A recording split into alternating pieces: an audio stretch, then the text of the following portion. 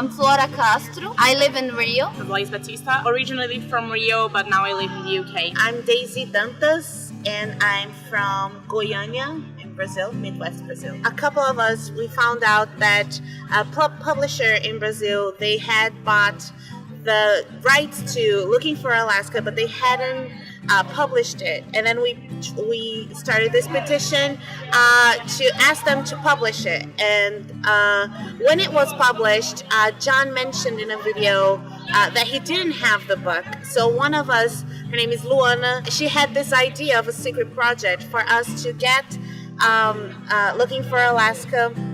And we would get all the Nerdfighters that we knew separately. We started getting together in this secret project group that we created on Facebook.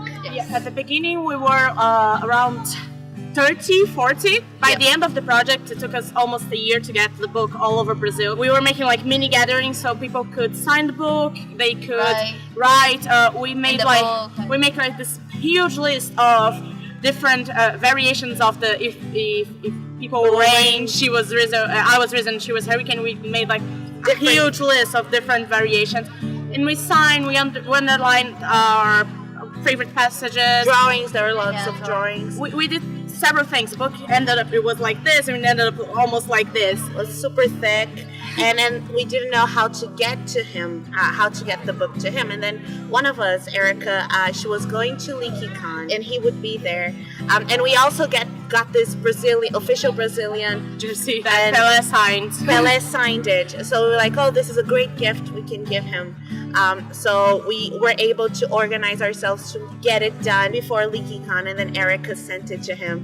And then he made a video about it, and then lots of Nerdfighters saw that video, and then they came to that group, and then that group became Nerdfighters Brazil. By the time we finished the secret project, we were just under 200 people. Yes.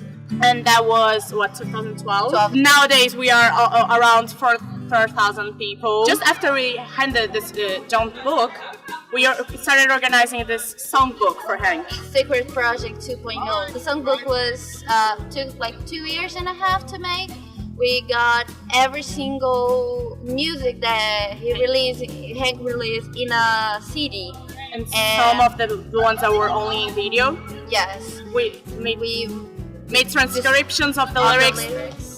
Because not all lyrics are available online, so we made transcriptions of the lyrics, and me and Flora were the coordinators of this project. Yeah, it was a nightmare, but it worked out. And because we got Nerdfighters to make arts for every single one of the songs. Yeah, every single one of the songs had a different art from a different Nerdfighters in Brazil.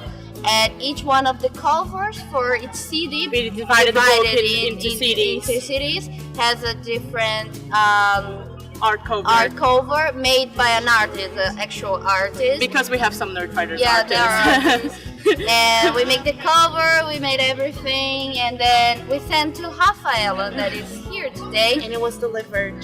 In the first NerdCon. In the first last year in the NerdCon. These both points where our projects were being delivered to the blog brothers were really cathartic moments in the group, because everyone was getting together.